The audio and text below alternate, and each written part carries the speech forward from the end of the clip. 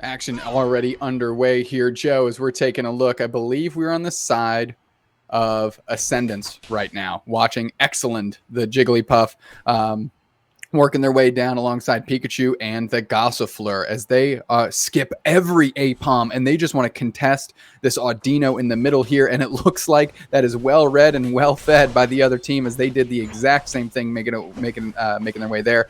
As it looks like Giant T-Man off the Wigglytuff, picking up Snorlax, and maybe that was the change they needed to push through this losers bracket.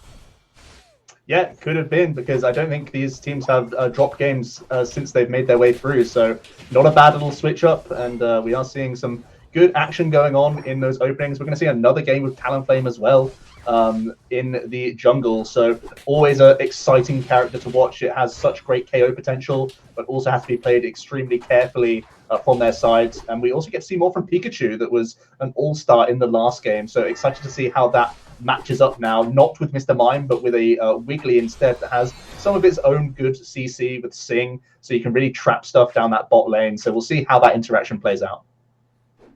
We're just watching the Fletchinder come in and do a little bit of work there on the middle Bs with Zapdos, the Lucario, coming through, and Sneaky able to take a quick KO on Giant there as they're working through the Snorlax. Now they're going after the contestable Audino. Not sure who took it. Excellent, the Wigglytuff, staying real close to Mopwop there, the Eldegoss, and Sneaky Seal working through. They're moving collectively. They're moving with purpose, and it looks pretty good as they're mowing down this Audino. I think they might have been able to take that as well. Excellent with the Sing to back out, and they're getting bubbled a little bit by our three bot laners here on the orange team, Juicy Timmy's, and as they're making pressure, Giant T-Man's going to try and take pressure on the Audino, and they've got a little fight broken out.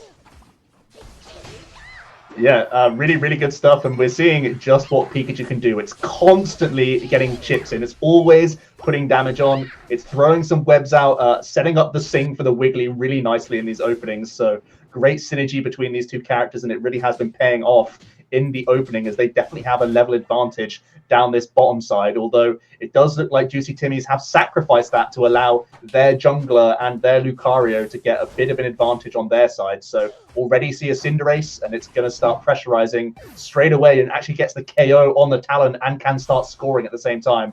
Mad Buddha really is pressurizing that top lane very nicely. Mad Buddha realizing that maybe Charizard was fun, but not optimal, picking up that Cinderace to go back in the jungle there as Giant T-Man goes down. The Snorlax, we saw them as the Wigglytuff earlier, and so changed up their team and then haven't lost since. So maybe they found a recipe for success here, as this purple goal zone is getting pushed pretty hard by the Juicy Timmies. And we have Dreadnought here. Oh, look at that timed Krios.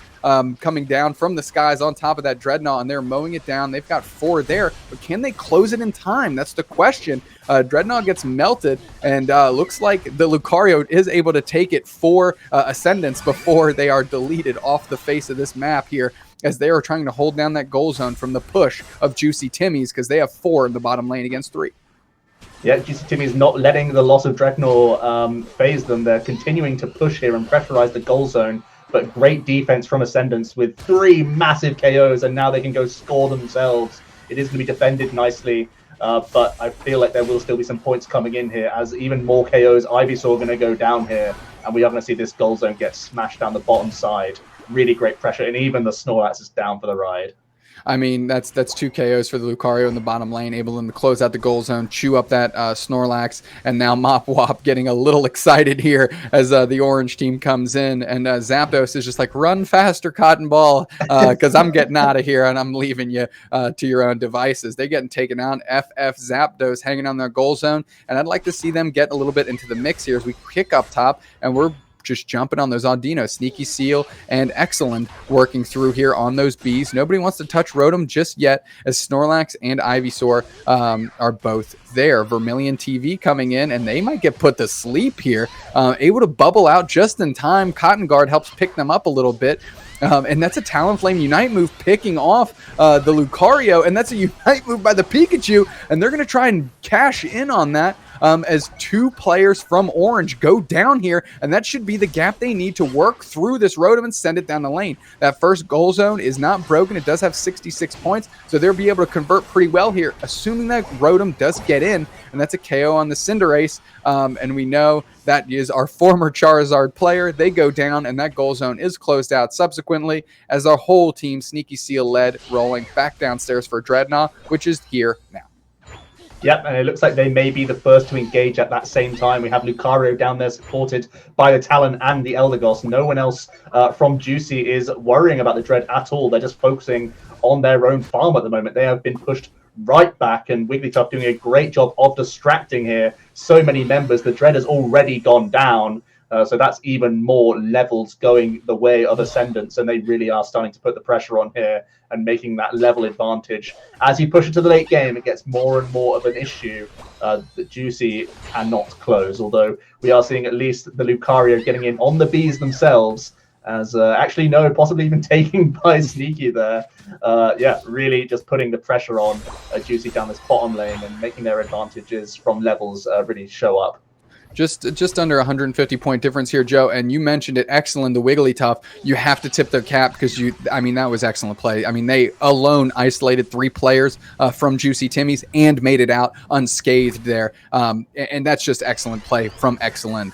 Namesake is applied successfully here as we have a Rotom coming on the clock here. And Excellent and Mopwop going to roll their way up a little bit. Sneaky Seal going to have Excellent truck and trailering them back towards their goal zone with 1 point left before it's broken, and they're defending that pretty well, as all of Juicy Timmy's are very interested in this Rotom, and they're moving together with just Lucario lagging a little bit behind Vermilion, but they're making their way in. Don't forget that Talonflame is waiting quite literally in the wings to dive bomb and close objectives here. And Snorlax is the first one that's jumped on as they unite move to get the buddy barrier and keep themselves up as they make it back to the goal zone and get those heals. Sneaky Seal with a little bit of defense, just chipping away, sending the Venusaur the other direction here. But now that opens the gate for Juicy Timmy's to take that Rotom, and now it's just 3 sitting on the goal zone, and I'm not even concerned from them at all. Juicy Timmy saying it's going to close that one out. Let's just move to our next objective, and you can see them all moving down. Or Juicy Timmy's pretty glutted with points right now. Yeah, and with the goal zone just so low and so few characters actually with points for Juicy Timmy's, they're not even concerned about that Rotom. They weren't even trying to contest it. They easily could have just sort of thrown some moves in there to try and get the last hit, but not even focused on it. The bigger objective is that they stay healthy here for this Dreadnought fight, and that's going to be their focus. It could be a great way to help them defend the Zapdos pit. Now, a little bit of posturing and the strategic positioning does seem to favor Orange, but they're able to take it off the back. I think that was a heavy slam by Giant, able to close that down, and now they're bum rushing the bottom goal zone. It is completely clean, 80 out of 80 there, and it is slowly getting chipped away at, and you got to think their goal here is to close that thing out. Close down 2, bring some parity to the game, bang, it is done, and now they have the lead here. We're taking a look at our levels. Levels are about parity, a little bit of an advantage on the scoreboard. Zapdos is here, and now the teams really need to move together and really need to have a cohesive plan to see who's going to close the door on this one and take this W in the loser's quarters. Mopwop trying to get back in the action. Timmy's really have done a great job of getting the Rotom almost given to them for free, and then just took the Dreadnought. Again, just not pressurized hard enough by Ascendance. They really could have used their level advantages at the time and just made sure that those objectives were theirs, but they've really not pushed. They've just sort of sat off that little bit too much, and now they find themselves behind a deficit with just over a minute to go to deal with the Zapdos, because that might be what they need here to actually close that gap. The point disparity is short, so you could start seeing characters like Talonflame try and steal some cheeky buckets, and it might keep Juicy Timmy's from having 5 in the middle here. But we are seeing the action begin in this Zapdos area, and some Unite moves being thrown around as well. Sneaky Seal with the Unite move, a big sing by the Wigglytuff, excellent coming through, and all of a sudden Juicy Timmy's getting pushed. We saw the Lucario Unite move shoot across the screen here as we're still fighting to get the KOs, and finally they start falling like pegs on a board. Here we go. That's 2 on the side of Juicy Timmy's, one of which is their Cinderace. That's a big deal. That's Max going down. Sneaky Seal trying to make a difference, pushing up back on Giant. Mopwop hanging out, chipping into Zapdos. Not about that action, dog. Excellent. Rolling through the middle. That's the main pipeline. That is the choke point there, as we call it. Giant downstairs, but nobody's really engaging on Zapdos. I'm watching for back caps here, and we kind of see the Lucario working their way that way. That's Vermilion TV going to try and back cap here. Going to be met by the other Lucario, and this thing is down to the wire. Left side takes it, but do they have time to score? I'm not convinced they do unless somebody left early. It's up to this Talonflame to try and convert here, and they are unable to. They are unable to. That used to count. They updated in a patch, and they lose by 27 points. And you've got to think it all came down to the Rotom immediately send it down the lane, move straight down to Dreadnought, take Dreadnought very convincingly, bully all the way back to that goal zone, close it out with like a hammer through a nail, and then they just played good posture defense. You know, they saw it pop up, you know, you have the slight lead, and they held on to that very, very cleanly. And if I'm Ascendance, they didn't put enough pressure on, not on the Rotom, not on the Dreadnought, and they didn't show up to Zapdos with any urgency whatsoever. And you have to think that their reluctance to engage might have been their downfall in this game one. Yeah, I kind of tend to agree. I think they were trying to just create that opening for one character to score, namely that Talonflame, which did stick around. It couldn't really engage in 20 fights because that's the easiest way that you can peel off and get a free dunk. And actually really good defense from Juicy Timmy's. They had one character bot, one character top, and still enough to fight in the middle and not just lose out on that Zapdos. But for me, Ascendance had to make it an issue. Bundle it all into the middle, make people come and engage that Zapdos with you. If you do that earlier on, that's when the openings are created naturally for the Talonflame to peel off top or bottom. Or if you think you're, not going to get disrupted enough, you can actually take that Zapdos earlier on, not when it's that panic last minute sprint. Yeah, sometimes offense is the best defense, and we saw that executed perfectly by Vermilion, the Lucario, for Juicy Timmy's. They tried to pressure. They tried to pressure that bottom goal zone, and that forced the Lucario for Ascendance to jump to the bottom goal zone. They stopped the points from going in, but Juicy Timmy's had the lead. But what did that do? That took Lucario out of the equation on that Zapdos, where they could have used it. We knew the Ascendance Lucario was playing the power-up punch. That's your closer then. If you have a Lucario choosing power-up punch over E-Speed, it's because you need them in objectives to close those things down, and they weren't there. And because of that, that offensive push pulled them out of their own offensive push, and that's another factor that kind of made the shift flow in the way of Juicy Timmy's and give them a 27-point win, something that came down to the wire. There's not a lot of room to make mistakes here in a 10-minute game, Joe. However, we have to get our advantages somewhere. What can Ascendance do here in game 2 to push back against Juicy Timmy's, and how they were able to essentially flip the game in about 2.5 minutes? Yeah, well, I mean, I think their opening 3-4 minutes, they were ahead. Ascendants were ahead on the score sheet. They were way ahead on levels. That was the big difference. But they just didn't engage. You have to, when you're the ones over leveled, you have to keep pushing them back. You have to make yourselves the problem. You need to push them back into their own goal zones. They were too defensive. They had 3 of their members just sat in their own top lane goal zone, sort of getting back to good health and getting up to like 90, 100% hit points, when they could have been engaging that Rotom, making it a coin flip, getting involved in a fight, not just giving it up for free. And that Rotom was sent down the lane, that, closed the gap between experience. Then suddenly they lose a Dreadnought fight back to back. And suddenly they're level again on experience. And then suddenly Timmy's like back into the race. I feel like if you're at that such a big disparity in those early objectives, you have to keep pressing them. You have to keep making sure that you're on site to actually pressurize and steal those objectives continually. You can't give them up, especially when you're ahead on levels. Absolutely. In the flurry of the moment, you have 3 sitting in the goal zone. Maybe you're thinking defense, don't let them close out this goal zone and have the Rotom go to the next level. But you got to think, maybe just leave one person back to play some defense and have everybody already flowing down to Dreadnought. Because if you saw, Juicy Timmy's took out the Rotom and none of them followed it. They immediately peeled. Yep. And there was a little bit of a delay when you have 3 Pokemon on a delay trying to put on the chase down to Dreadnought. I mean, you're late. You're just flat out late. So not only did the goal zone get closed because you're not stopping that Rotom successfully, right?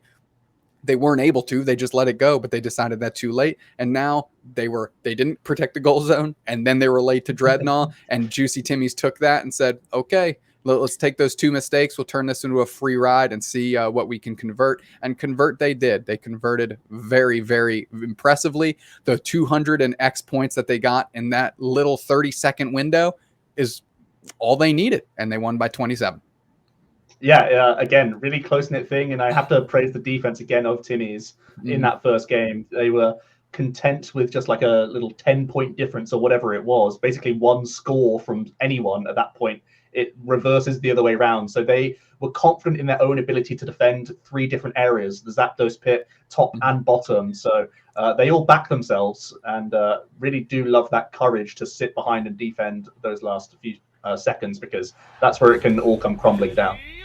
Giant T-Man picking up the Snorlax, and they looked really good in that position, as well as the Cinderace Buddha choosing Cinderace over Charizard. But something I want to note here is the Greninja now on Ascendance side of the board rather than the Cinderace. And we're going to see maybe it's a Pokemon they're a little bit more comfortable with, and they're going to rely on their bread and butter there to close it out. Giant T-Man and Alicite working through with Tofu, trying to contest this mob, and I do think they poach it there and are able to roll down to their own stuff. Look at this pressure going on by Ascendance. Maybe not taking this lying down. Mop Wop, Sneaky Seal, and Excellent, putting a lot of pressure, who has switched off the Wiggly and picked up Mime, also worth noting. Yeah, absolutely. We've seen how effective Pikachu Mime can be as a bot lane combo. So doing that themselves this time, Sing wasn't super powerful, and they sort of had a bit of an issue in the later stages. So maybe getting a bit more impact, especially around that Zapdos pit, could be advantageous with those barriers. You can see how powerful those can be. Pikachu trying to lock down that Bulbasaur, but does still get out of there fairly okay. They're going to stick to their own mobs that little bit more this time around. And Snorlax getting himself nice and healthy. At the moment, 2 players are top for both, and we are going to see some bees coming up momentarily, and they're going to get whacked straight away. That's what tends to happen. We have 2 high-octane characters like Lucario and Cinderace Raboot in those top lanes there. Frogadier as well, no slouch. But here we go, 3-on-3. It's amazing the energy and effort that goes into contesting these mobs, and that just shows how important those contestable Audinos are. Ooh, Vermilion on the ropes. Zapdos going to try and close them out here. And just a little screen punch there to create some separation as they try to dart back to their goal zone. Mad Buddha getting a lot of pressure here from the Frogadier that makes their way back to their own zone. Vermilion never goes down. And now Alicite and Tofu making it back to their goal zone, going to bubble out Excellent a little bit, as that's another nap in the grass there for Giant. Yeah, Raboot and the Frogadier are basically in identical positions on the map, just on opposing sides. They're finishing off their jungles. They might have a little bit of a peel up top by the looks of things before engaging that Dread, as we're going to see some easy points come in for Vermilion. Very nice. Zapdos wasn't able to shut it down, but can start pressurizing. More points coming in as a Focus Punch is getting powered up. But Vermilion once again is able to pop on in, get his points, and get out of there really efficiently. So some good top lane action, even though it's a one-on-one. Yeah, you got to think what they're doing there is, I only want a couple points, the type that's impossible to stop, so I can start stacking up my attack weight here, and a little bit of pressure going on. You saw Max Buddha cut off the pressure from that Zapdos, the opposing Lucario in the top lane, and you got to think that allowed Vermilion to just get out of there with all the advantages and no disadvantages. Heavy slamming in the middle by Giant as they're mowing down these bees. 10 seconds still Dread. Yeah, and Lucario went base and is now peeling down himself, as it looks like possibly Juicy's Lucario just going to get a little bit more points in once again, always advantageous, and may focus on Rotom, but no, is going to come join the fight by the looks of things. So we could see a 5-on-5, although Dread is already here and already half down, and looks like it is taken by Lucario here. So that's the difference. One came down, one took the KO, the other stayed top, has not yet engaged Rotom, but is finally getting towards that now. Yeah, I mean, Giant went down. The Eldegoss went down. Vermilion better make this pay dividends for their squad because they didn't show up. Part of their strategy, I'm sure, but you really just got to cash in on that free reign you have in that top lane there. Zapdos able to come down, power up, punch through the middle, nab it for the squad, and that is 50 points for Vermilion. That's nothing to laugh at, but that ain't 103, which is what Ascendance was able to cash in on after those 2 KOs in that open goal zone. So here we go. Alisite, getting some cotton guard up for the squad as they're just trying to bubble out. And it was very interesting downstairs on Dreadnought. No team fight. Everybody was just attacking the turtle. Now here they're posturing against each other. Nobody's willing to start Rotom as they're just attacking one another here. Lucario forced to bail out, and that's a great heavy slam by Giant, sending everybody to the skies. Wow. But that opens the gate for Rotom to be sent. Look at that wall by Mr. Mime, though, keeping that Rotom back as now the pressure is on by Ascendance, and they need to push. Giant goes down to the Mime. That's excellent, taking a KO there, and that's an excellent shot as there's 2 down on Juicy Timmy's. And if you're going to open the gate here, this is the time. Get some points in as Rotom did not make it in for Ascendance. Tofu sitting back and taking care of that for the squad as a lot of players went down and they just had to turtle up. Yeah, absolutely insane DPS coming out from that Greninja, who is super over-leveled. Looks like Cinderace finally catching up here, but Greninja really did a lot of work with that Rotom. And Juicy Timmy's, the Lucario stayed up on his own, didn't, receive the gift of grabbing Rotom, and now it's been swept away, even though they all rolled up top. Ascendants were able to meet them and take it. And now it's the same situation as game 1. Juicy Timmy's are behind on a couple of objectives, behind on levels. They're going to have to make this next team fight count if they're going to try and close that gap with Dreadnought just about up. Yep, all here on time, and Lucario in the mix as, again, they're kind of posturing there. They're trying to see where everybody is. Heavy Slam kicks up 3 of them, and that's going to kick off the action here as everybody's in. Unite move from Greninja. Mr. Mime Unite move. Everybody's getting mowed down. Nobody's down yet as Venusaur get the chases on him. Finally, Eldegoss takes a KO. Eldegoss gets a KO on Cinderace here as we're watching Vermilion hide in the grass, and they're definitely going to go for a poach play. That's a Unite move just fired down the lane to give a little bit of Buddy Berry and see if they can close out. And there you go. Zapdos taking it yet again. Dreadnought. Now they're chasing on Vermilion and Sneaky Seal, Zapdos all closing the gap, and they do. They take the KO, and that Eldegoss is just trying to scramble. But Giant T-Man upstairs trying to get their levels up, trying to farm these bees so don't go to the other team. But that is a level 12 Greninja knocking on your door, kiddo, and they are making it up there very quickly. Cryos, who is the Talonflame in the other game, trying to bring this Greninja and make a real impact here. And so far, they have. Everybody's up to Rotom now. We're not going to on the team fight. We're going into Rotom as we see Petal Dance, Blizzard, Heavy Slam kicked up, and that Rotom's getting melted to the ground. Let's see who takes it. It's very close to the edge, and taken by Juicy Timmy's. This is exactly what happened last game. And let's see what happens here. If they can convert, if they can escort it in, as Buddha is sitting back, playing well on the back end, and they're able to get 50 in. Holy smokes, getting all those points, and now it's a 4-point game. And everybody is still standing for Juicy Timmy's, and they are going to go back to base. Mad Buddha is, get their HP up, and now you got to think farm, and it's Dreadnought time, because that's the next inflection point. If we can get over-leveled there and make a real play on Zapdos, we can find ourselves in the same situation as game 1. Yep, critical for Juicy Timmy's to take that Rotom in a good team fight that is going to end up winning it there. They can't get distracted, though. There is still Pikachu and Mime up top that are trying to get some free points in. So Lucario's going to have to do some good defending here. Also try and grab the bees for themselves if possible. But Mime Pika is such a scary combo when they roll together that you really do have to be careful of it. So Vermilion can't do much and just has to sort of sacrifice the bees here, try and get some damage in and keep them occupied, because you can't give them those free points when a game is this close. But it looks like the majority of the team are going to have to focus on Dreadnought. They have such low hit points. They need to get back, but their goal zone is so far away that they need to make it all the way back here just to get some more hit points, as Tofu is going to continue into this Ordino, and pretty much they have to pass on this Dreadnought here. They just didn't have enough hit points to make that team fight work for them. No, not at all. They had to scramble back, and almost better in that point rather than undercommit and get mowed down. Give yourself the chance, right? Everybody got healed up. The time is to make moves at Zapdos here as the farm is kind of being closed out, and we're taking a look. Giant T-Man trying to bait out some play here. Alisite and Mad Buddha. Now they're pushing to the goal zone here as a unit. They're kind of bypassing Zapdos and say, we're going to do this the hard way, as that's a Unite move coming in by Excellent, and that's a Unite move fired back by the Cinderace here. Buddy barriers are all kicked up, and it's going to be who can outlast who as Greninja fires in their Unite move. A big Shoryuken coming into the middle here. Nobody's down. The Greninja pays for their insolence. They get KO'd for getting into the mix here. Vermilion getting worked on by Zapdos. Vermilion has to retreat, but no points have gone in yet. We still have a 4-point game. A little bit of action downstairs for it to retreat. Tofu coming in, got the Petal Dance. Are we going to see a Blizzard as both purple and orange start making their way towards Zapdos?